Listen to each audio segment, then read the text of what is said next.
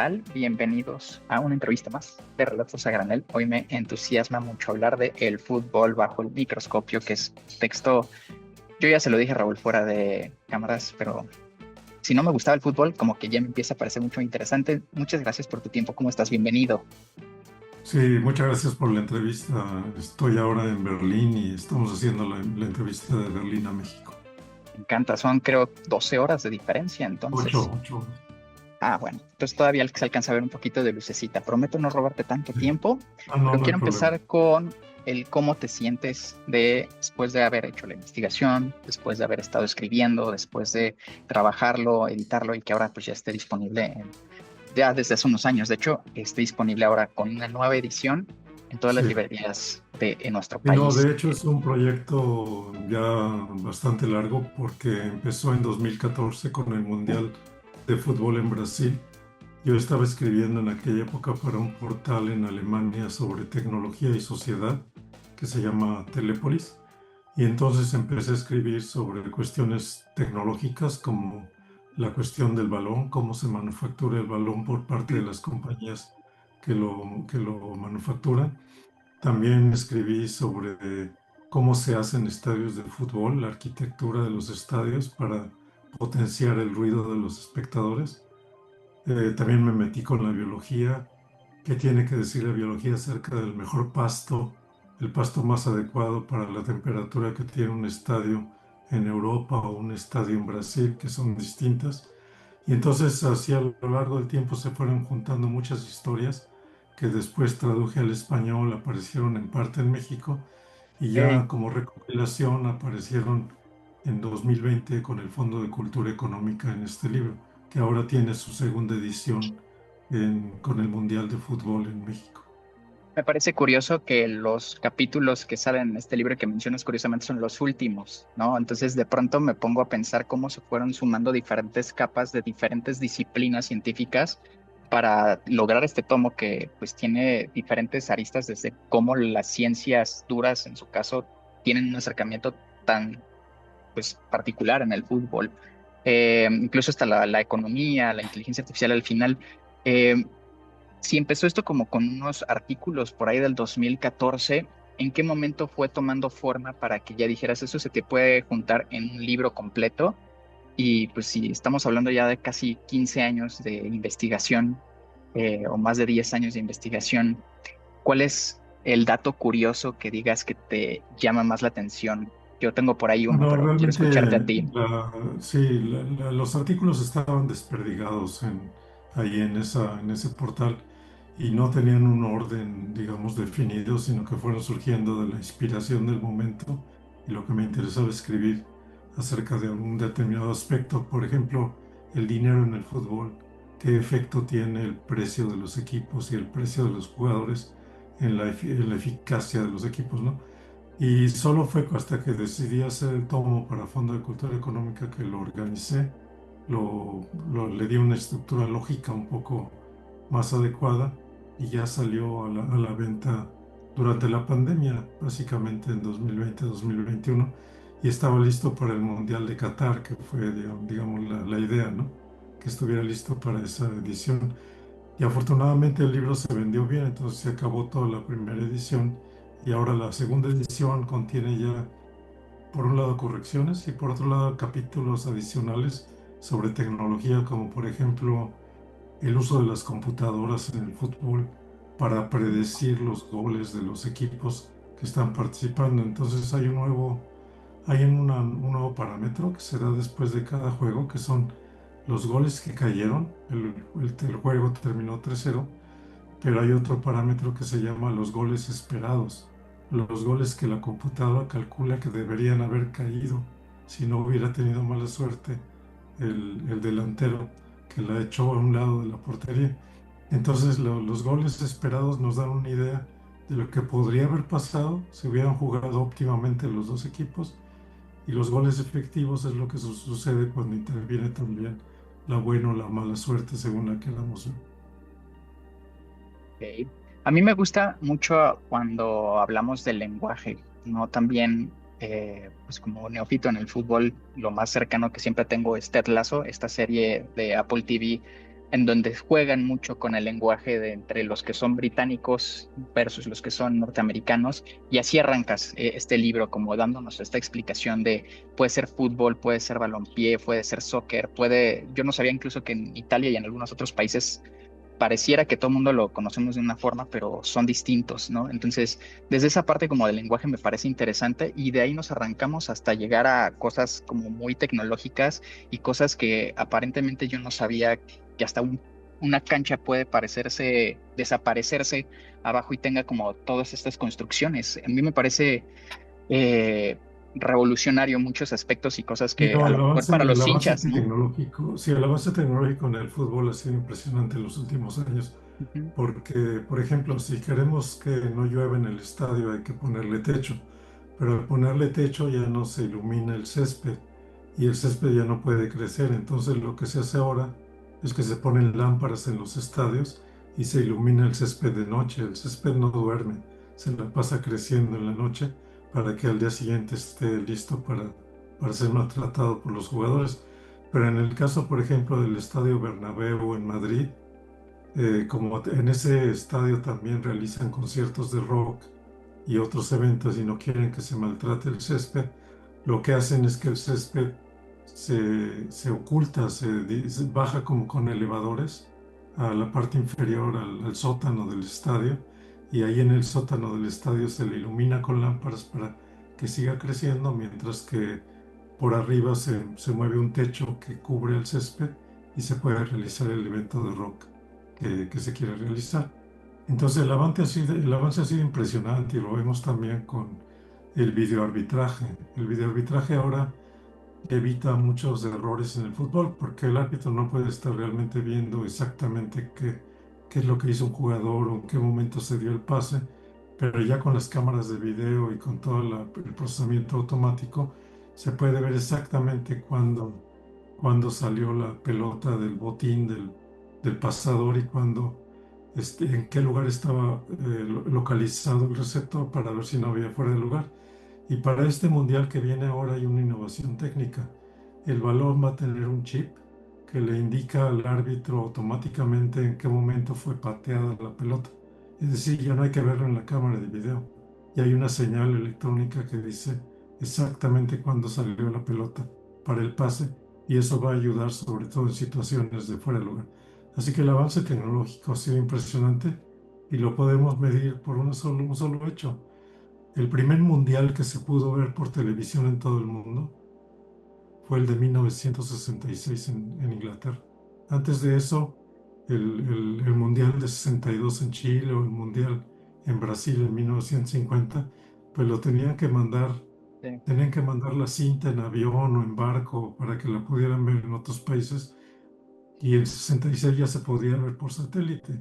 Era carísimo porque las comunicaciones en aquella época eran muy caras. Ahora ya las comunicaciones son tan baratas que podemos tener una videoconferencia de un continente al otro por un costo mínimo. Como ahorita, precisamente también, Ahora, ¿no? Lo que me llama la atención es también cómo ha avanzado la tecnología. Según yo recuerdo también, si fue en el 66 pasaron como 10 casi 15 años para que también se empezaran a hablar de repeticiones, ¿no? Como esta cuestión de, sí, claro. Antes no existía la repetición instantánea. La repetición instantánea fue una innovación alrededor de esos años. No recuerdo exactamente cuál es el año correcto, pero habría que buscarlo.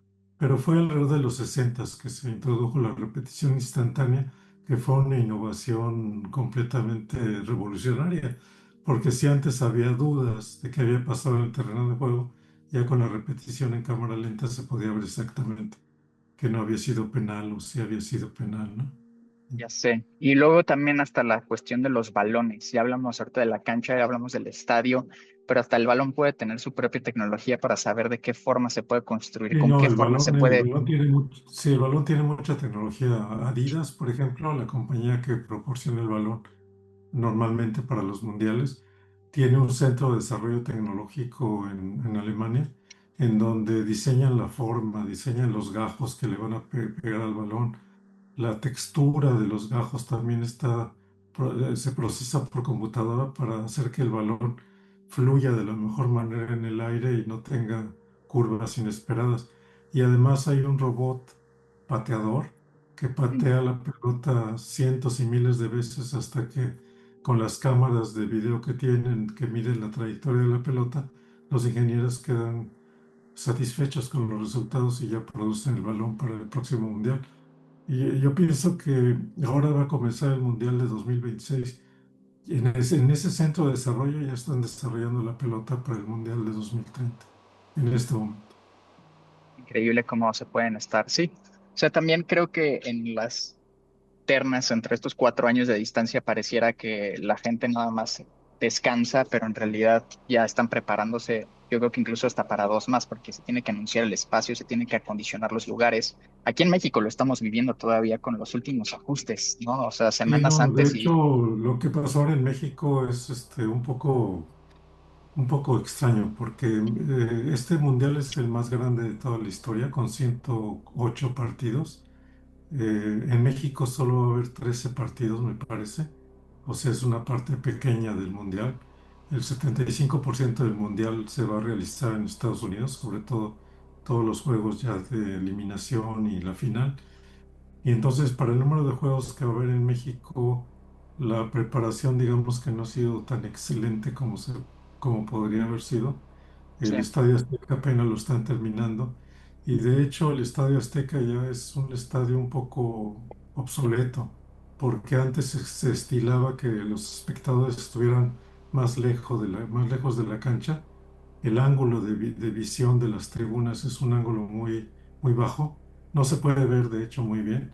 Los estadios modernos de fútbol se construyen con tribunas con más pendiente, de tal manera que los espectadores estén más cerca de los acontecimientos.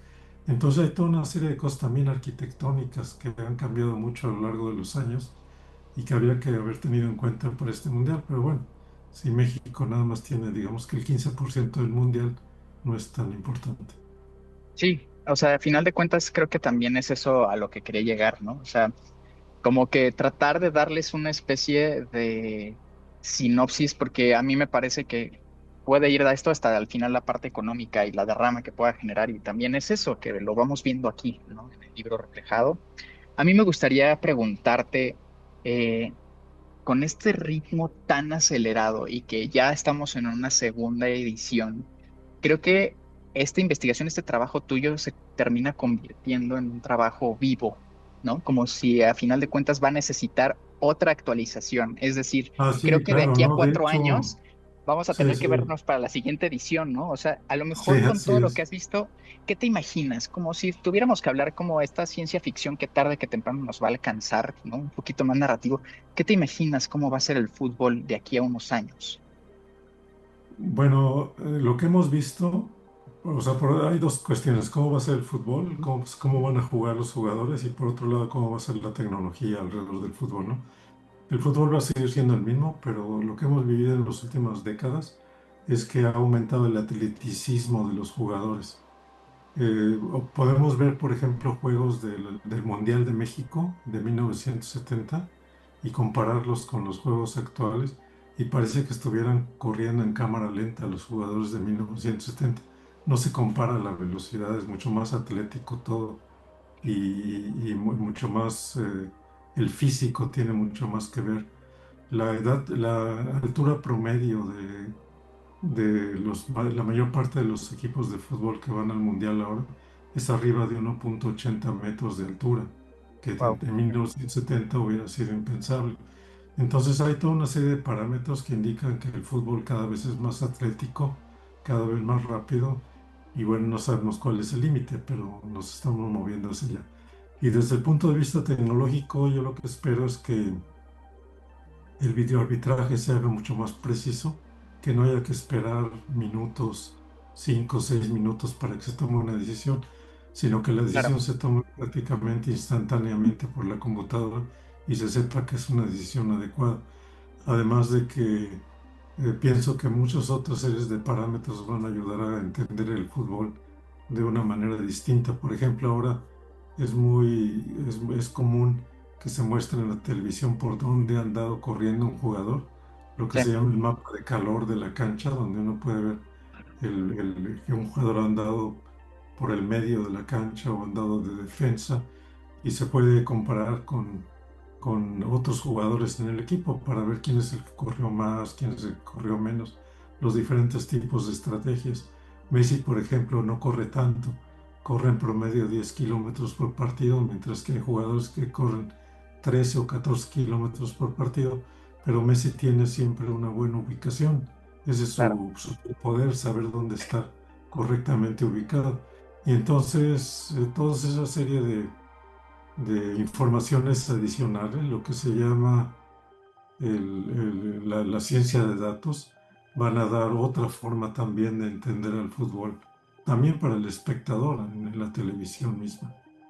Sí, o sea, yo incluso me pongo a pensar, ¿no? O sea, al final se habla un poquillo como de la computación y de la robótica, pero no sé si ahora que está tan en boga el tema de la inteligencia artificial y estas predicciones estadísticas que en algún momento planteas también en el libro, termine permeando en como las estrategias para saber de qué forma vulnerar al equipo contrario, quizás, o de qué forma esto que Ah, sabemos sí, ahorita de Messi, claro, ¿no? esa es la misión actualmente del Sí, entrenador, investigar al equipo contrario, verlo en video, identificar los puntos débiles. No me queda duda de que en el futuro también las computadoras van a analizar los puntos débiles del equipo contrario, analizando video, analizando datos por ejemplo, de la estructura física, ¿no? Del equipo, qué tan fuertes son o qué tan fuertes no son. Entonces eso me parece que va a suceder. Al final del libro hablo también de los robots que juegan fútbol, pero más bien como una cuestión de inteligencia artificial, no porque sea deseable que los robots jueguen fútbol, en realidad no es bueno, tan emocionante cuando los robots juegan fútbol. Es emocionante para el programador que los hizo, pero no para los espectadores, porque lo que tienen esos robots es que le dan durísimo la pelota y un robot de fútbol puede mandar la pelota desde un extremo del campo al otro y hacer una anotación que no es muy emocionante, ya que se tienen los robots nada más haciendo eso, pero digamos que sí, este es una especie de laboratorio y lo que se ha dicho siempre, el fútbol es un juego que por una parte es simple, nada más se trata de meter el gol en la portería, pero por otra parte es complicado porque hay que integrar un equipo y hay que cooperar, y para eso es un laboratorio adecuado para tratarlo con robots y avanzar la inteligencia artificial, no para jugar fútbol, sino para hacer otras cosas más claro. importantes. Sí, o sea, a final de cuentas, creo que eso es también algo bonito de la ciencia, ¿no? Que hay cosas que se están trabajando desde diferentes lugares y cuando inciden este chispazo para poder generar otras cosas. No sé, jamás se me había planteado pensar al fútbol, ahora sí que bajo el microscopio, haciendo alusión al libro como lo haces, y creo que si yo como una persona que no soy tan asiduo al fútbol lo disfruté, probablemente los que son hinchas del fútbol terminen dedicándose a la ciencia si es que no les funciona una rodilla, como diría el dicho popular, ¿no? Entonces, pues no me queda más que recomendarlo a los que nos están escuchando y no lo han leído. Y si ya lo leyeron, pues dejen aquí en los comentarios cuáles como de estos datos curiosos que les gustaron más de este libro para que se animen a leerlo. Ya está disponible en todas las librerías. Y Raúl, no sé si nos quieras compartir algo más estando desde allá del otro lado, algo que me haya faltado comentar contigo antes de Y que se nos bueno, acabe el tiempo. nada más quería comentar que para este mundial, también para el mundial de 2014, en aquella época que comencé con los artículos en alemán, hice una simulación del torneo utilizando las técnicas que se detallan en el libro. Y para este mundial también hice otra simulación hace algunos días. Los equipos favoritos para este mundial, de acuerdo al valor de mercado, a los rankings de la FIFA y a los rankings CELO, son cuatro: son Inglaterra, Francia por el lado del valor de mercado, España y Argentina por el lado de los rankings. O sea, esos cuatro equipos son los que, además, coincidentemente en las apuestas que hay ahora en Las Vegas y en todos lados, son los cuatro equipos que están al frente de las apuestas. Y por eso creo que son los equipos que hay que seguir, porque quizás alguno de esos cuatro va a ser el ganador. Es increíble cómo puede funcionar esto. Pues tomen nota, espero que les funcione todavía para su para sus apuestas antes de que cierren ahora en el Mundial. Y pues yo te mando saludos desde la Ciudad de México. Yo espero que ahora que haya una tercera edición y nos vemos entre 4 años, pues ya Sí, claro. veamos qué tal nos fue. Voy a poner mis canicas a Francia este año, yo creo. Entonces, Está muy bien. Bueno, pues muchas gracias por la entrevista. Saludos desde Berlín y nos vemos en el Mundial de 2030. nos vemos en el Mundial del 2030. Chao, chao. Hasta luego.